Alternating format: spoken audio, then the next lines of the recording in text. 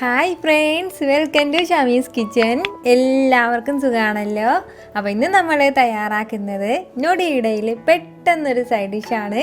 അപ്പോൾ വീഡിയോയിലേക്ക് പോകുന്നതിന് മുന്നേ നമ്മുടെ ഈ ഷമീസ് കിച്ചൻ ചാനൽ ഇതുവരെയും സബ്സ്ക്രൈബ് ചെയ്യാത്തവരുണ്ടെങ്കിൽ അല്ലെങ്കിൽ ഇത് ആദ്യമായിട്ടാണ് കാണുന്നതെങ്കിൽ പ്ലീസ് ഒന്ന് സബ്സ്ക്രൈബ് ചെയ്തേക്കണേ.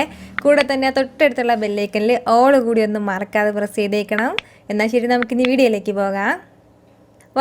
വളരെ സിമ്പിളായിട്ട് ഈസി ആയിട്ട് തയ്യാറാക്കിയെടുക്കാൻ പറ്റുന്ന നല്ലൊരു സൈഡ് ഡിഷാണ്. അപ്പോൾ ഇതിന് വേണ്ടിയിട്ട് ഫസ്റ്റ് നമുക്ക് വേണ്ടത് 2 തക്കാളിയാണ്. ഒരു മീഡിയം സൈസ് തക്കാളിയിൽ 2 തക്കാളി എടുത്തിട്ടുണ്ട്. എന്നിട്ട് അത് ചെറുതായിട്ട് അരിഞ്ഞിട്ട് എടുത്തിട്ടുണ്ട്. അത് നമുക്കൊരു ബൗളിലേക്ക് ചേർത്ത് കൊടുക്കാം. തക്കാളി ചേർത്ത് കൊടുത്തു കഴിഞ്ഞാൽ പിന്നെ നമുക്കിതിലേക്ക് വേണ്ടത് ഒരു മീഡിയം സൈസ് സവാളയാണ്. അതും ചെറുതായിട്ട് അരിഞ്ഞിട്ട് എടുത്തിട്ടുണ്ട്. അപ്പോൾ അതുകൂടി ചേർക്കാം. സവാള ചേർത്ത് കൊടുത്തു കഴിഞ്ഞാൽ പിന്നെ നമുക്ക് ഇതിലേക്ക് വേണ്ടത് ഒരു ചെറിയൊരു പച്ചമുളക് ചെറുതായിട്ട് അരിഞ്ഞിട്ട് എടുത്തിട്ടുണ്ട്. അതുകൂടിയാണ്. കൂടെ തന്നെ ഒരു ചെറിയൊരു പിടി മല്ലിയില കൂടി. അപ്പോൾ മല്ലിയിലയുടെ ടേസ്റ്റ് കുറവായിട്ട് ഇഷ്ടമുള്ളെങ്കിൽ കുറച്ച് ചേർത്താൽ മതിയാവും. കൂടുതൽ ഇഷ്ടമുണ്ടെന്നുണ്ടെങ്കിൽ കൂടുതൽ ചേർക്കാം, പ്രശ്നമൊന്നുമില്ല. ഇനി നമുക്ക് ഇതിലേക്ക് വളരെ കുറച്ച് മാത്രം മസാലകൾ ചേർത്ത് കൊടുത്താൽ മതിയാവും.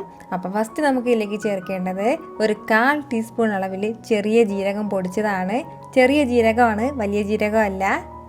കൂടെ തന്നെ ഒരു 1/2 ടീസ്പൂൺ അളവിൽ മുളക് പൊടി കൂടി ചേർക്കുകയാണ്.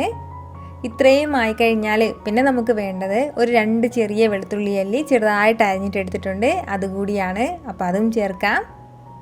തീ ഒന്നും കത്തിക്കാതെ വളരെ സിമ്പിളായിട്ട് നമ്മൾ തയ്യാറാക്കിയെടുക്കുന്ന ഒന്നാണ്.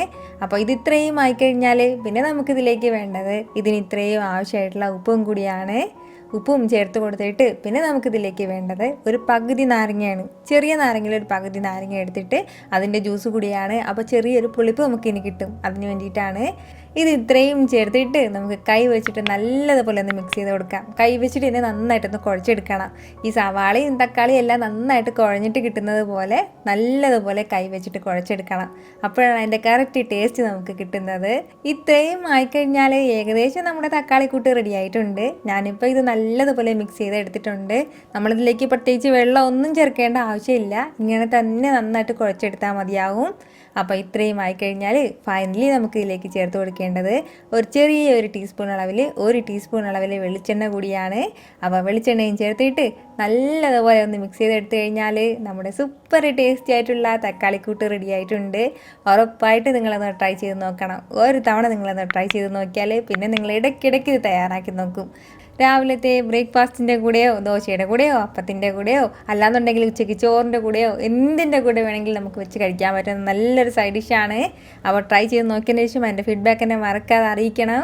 ഈ വീഡിയോ നിങ്ങൾക്ക് ഇഷ്ടമായിട്ടുണ്ടെന്നാണ് എൻ്റെ വിശ്വാസം. ഇഷ്ടമായാൽ ഇതൊന്ന് ലൈക്ക് ചെയ്തേക്കണം. ഇത് മറ്റുള്ളവരും കാണണമെന്ന് ആഗ്രഹിക്കുന്നുണ്ടെങ്കിൽ നിങ്ങളുടെ ഫ്രണ്ട്സിനും ഫാമിലിക്കും എല്ലാവർക്കും ഒന്ന് ഷെയർ ചെയ്ത് കൊടുക്കാനും മറക്കരുത്. വീണ്ടും നല്ലൊരു ഉഷാറ് വീഡിയോ ആയിട്ട് ഞാൻ വരുന്നതായിരിക്കും. അതുവരേക്കും എല്ലാവരും ഹാപ്പി ആയിട്ടിരിക്കുക, സന്തോഷമായിട്ടിരിക്കുക, ചിരിച്ചുകൊണ്ടിരിക്കുക. Take care friends.